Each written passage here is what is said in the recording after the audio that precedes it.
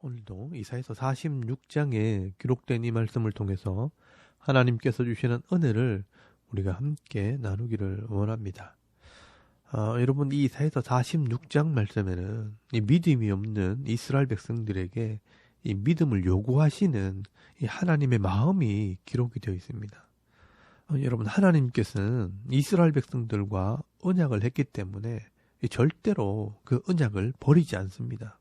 그런데 이 이스라엘 백성들은 너무나 쉽게 이 하나님을 잊어버리기도 하고, 또 하나님보다는 이 눈에 보이는 세상의 것들을 자꾸 바라보게 됩니다.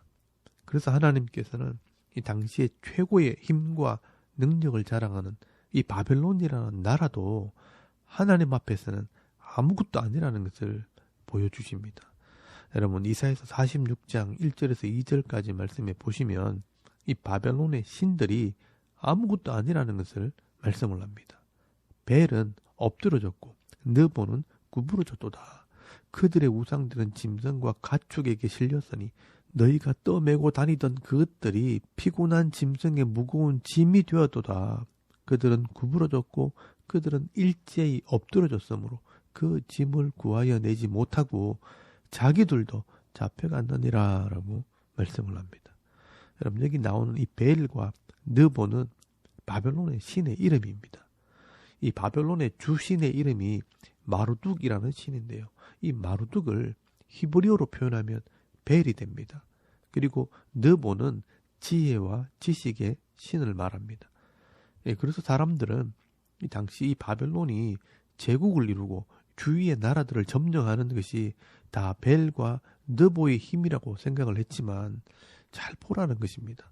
이 하나님께서 이 벨과 느보를 엎드러지고 구부러지게 하겠다라고 말씀을 하는 겁니다. 그러면 그 신들이요, 스스로 움직이지도 못하고 짐승들에게 실려 다니면서 적들에게 잡혀가게 된다는 것입니다. 그래서 하나님께서는 이 당시 사람들이 믿고 있는 이런 신들과 이 하나님을 비교할 수 있겠느냐 한번 생각해 보라는 것입니다. 여러분, 5절 말씀에 보시면요, 내가 나를 누구에게 비기며 누구와 짝하며 누구와 비교하여 서로 같다 하겠느냐라고 말씀을 합니다. 실제로 이 다니엘서 말씀을 읽어보시면 이 나보폴라살이라는 장군이 이 아수르를 반역을 해서 신바벨로니아 제국을 일으키고요, 또 그의 아들 느부갓네살이 왕이 되어서 이 주위의 나라들을 점령하기 시작합니다. 그리고 이 남쪽 유다를 점령을 하고 이 이스라엘 백성들을 포로로 잡아오게 됩니다. 그리고 얼마 있다가 이 두라 평지에 금으로 된 신상을 만들어 놓고 이 모든 백성들이 그 신상 앞에서 절을 하게 하고요, 또 이 바벨론의 신을 경배하게 했다는 것이 성경에 기록이 되어 있습니다. 그리고 그때 이 다니엘과 이 다니엘의 친구들이 그 신상에게 절을 하지 않고 풀무불에 들어가는 모습을 통해 믿음을 드러내는 장면이 성경에 기록이 되어 있습니다. 여러분, 이 바벨론이요, 세상의 힘을 드러내고 자기의 신을 섬기도록 할 때 하나님을 아는 지식이 없고 믿음이 없는 사람들은 그 시대 분위기를 따라서 그 신들을 섬기게 된 것입니다. 그래서 하나님께서 이런 자들에게 이런 경고의 말씀을 하시는 것입니다. 너희들이 정말 믿고 신뢰하고 경배해야 할 신은 사람들이 손으로 만든 그런 신이 아니라 우리 영혼을 구원하시고 진짜 이 땅을 다스리시는 하나님을 경배해야 한다는 것입니다. 그래서 여러분, 6절에서 7절까지 말씀해 보시면 우상을 섬기는 사람들의 이 어리석음을 말씀을 합니다. 사람들이 주머니에서 금을 쏟아내며 은을 저울에 달아 도금장이에게 주고 그것으로 신을 만들게 하고 그것에게 엎드려 경배하며 그것을 들어 어깨에 메어다가 그의 처소에 두면 그것이 서 있고 거기서 능히 움직이지 못하며 그에게 부르짖어도 능히 응답하지 못하며 고난에서 구원하여 내지도 못하느니라 라고 말씀을 합니다.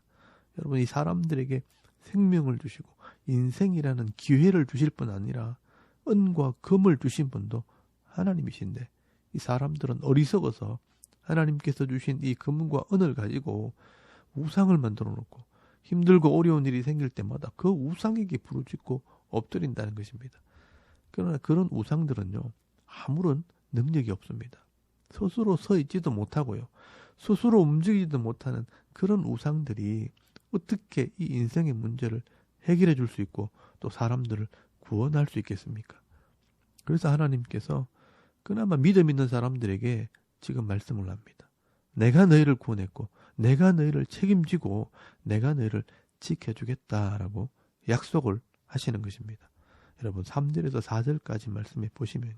이 하나님의 약속이 나옵니다. 야곱의 집이여 이스라엘 집에 남은 모든 자여 내게 들을지어다.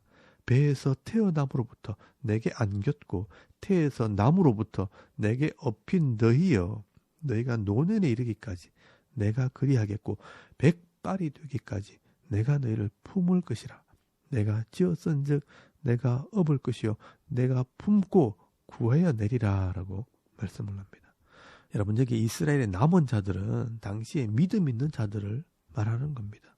그래서 하나님께서 이 믿음 있는 자들에게 말하는 것입니다. 내가 너를 만들었고 내가 너를 이 땅에 있게 하신 하나님이라고 말씀을 하는 겁니다. 그렇기 때문에 너희가 늙어서 백발이 될 때까지 내 품으로 너를 품을 것이라고 말씀을 하는 것입니다. 여러분 이게 바로 하나님의 약속입니다. 여러분 세상에 있는 보험회사들도 100살까지 보장을 해준다고 말할 때 이 사람들이 믿고 따라가지 않습니까? 그 보험회사보다 더 확실한 약속이 바로 이 하나님의 약속입니다. 이 땅에서 우리에게 생명을 주신 분이 백발이 될 때까지 죽을 때까지 지켜주시겠다라고 약속을 하시는 것입니다. 그런데 여러분 현실 속에서 이 하나님을 믿고 맡기는 것이 쉽지 않습니다. 그래서 여러분 8절에서 13절까지 말씀해 보시면 다시 한번 하나님께서 확신을 주십니다. 여러분 8절 말씀에 패역한 자들아 이 일을 기억하라 라고 말씀을 합니다. 믿기 힘들면 한번 생각해 보라는 것입니다. 너희 옛날을 기억하라는 겁니다. 창세기부터 다시 한번 읽어보라는 것입니다. 누가 이 땅을 만들었고 누가 이스라엘 백성들을 구원했고 애굽에서 홍해를 가르고 나오게 하셨고 광야에서 만나로 먹이시고 반석을 쪼개어 물을 주시고 이 가나안 땅에 그 강대한 자들을 다 쳐서 물리치시고 그 기업의 땅을 주신 분이 누군지를 한번 생각해 보라는 것입니다.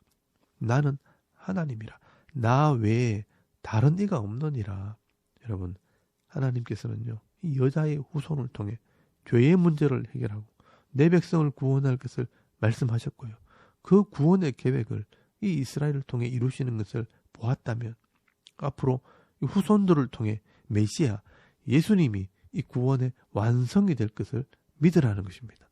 그래서 여러분 11절 하반절 말씀해 보시면요.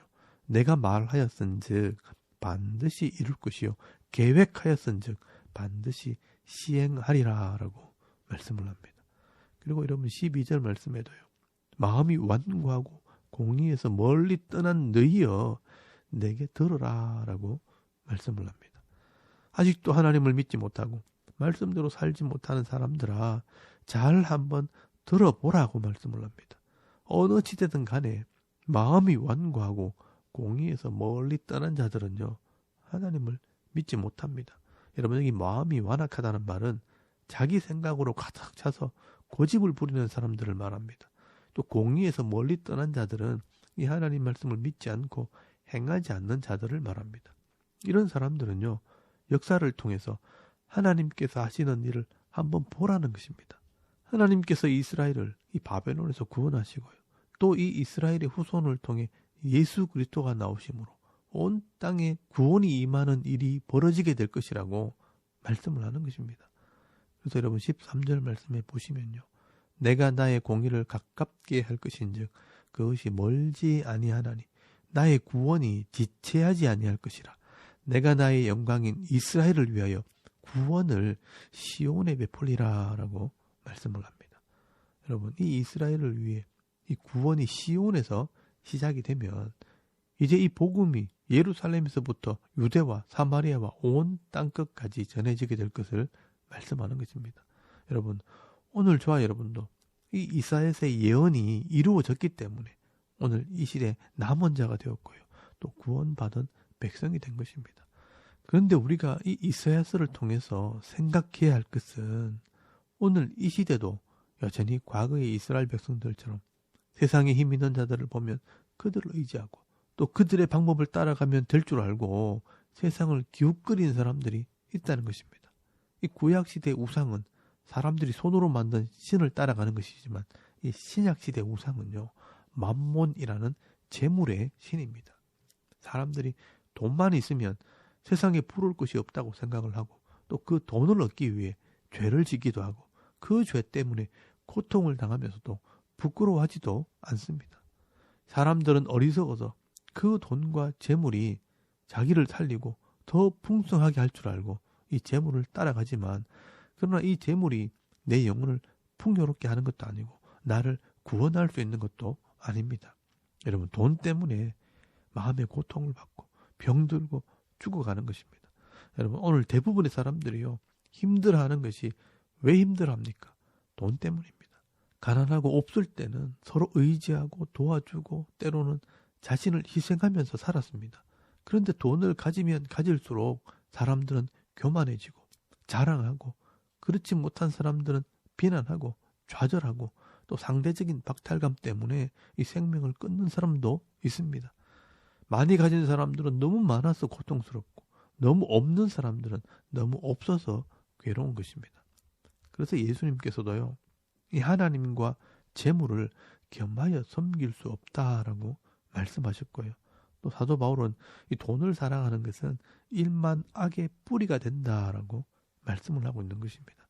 여러분, 오늘도 이런 세상 속에서 우리가 하나님을 잊어버리지 않기를 바랍니다. 이 구약시대 하나님께서 이스라엘 백성들을 통해 구원을 이루신 것처럼 오늘 이 시대 이 성도들을 통해 구원을 이루실 것입니다. 오늘 저와 여러분도 이 하나님이 이 땅에 힘 있는 자들을 다스리시고 공의와 정의를 행하신 분이라는 것을 믿을 때 하나님을 의지함으로 내게 주시는 이 가정과 기업 안에서 하나님의 은혜를 누리고 증거하는 사명을 감당하는 하나님 백성들이 다 되실 수 있기를 주의 이름으로 축원합니다. 아멘. 우리 잠깐 기도드리겠습니다. 오늘도 하나님을 신뢰하고 하나님을 경외하는 거룩한 백성이 되게 하옵소서. 또 나라와 민족을 위해 기도하시고요. 또 교회와 가정과 자녀들을 위해서 또 개인의 기도 제목을 따라 기도하고 오늘 하루 삶을 또 시작할 수 있길 바랍니다. 다 같이 우리 하나님께 한번 기도드리겠습니다. 살아계신 하나님, 은혜를 참 감사합니다. 오늘 이 아침에 하나님을 예배하게 하시고